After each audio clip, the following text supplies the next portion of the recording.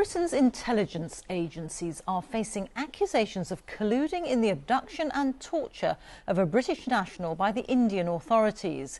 Jagtar Singh, a Sikh activist and blogger from Scotland, was seized by Indian police 5 years ago and has been in prison ever since. His case has been raised by successive prime ministers. Now the human rights group Reprieve has shown the BBC documents which they say prove that his arrest came after a tip-off from British intelligence. Well, our security correspondent Frank Gardner is here with me. Frank, tell us more about this. It's a grim story, this. He was on his honeymoon back in 2017 when a car stopped unmarked.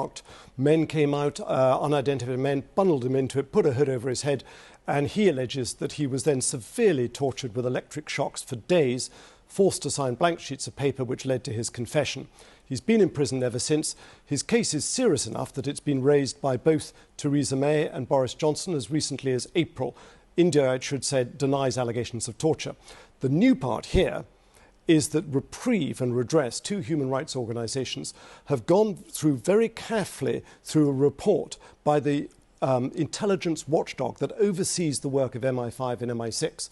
And they are convinced that this story matches up a case where a tip-off was given by MI5 and MI6 to the Indian authorities, which then ultimately led to his arrest. I put it to the Foreign Office, if it isn't the right man, now's the time to tell us, because we'll look idiots. And all they have said is that it would be inappropriate for us to comment on an ongoing legal case. Make of that what you will. OK, Frank, many thanks. Frank Gardner. Now, just weeks after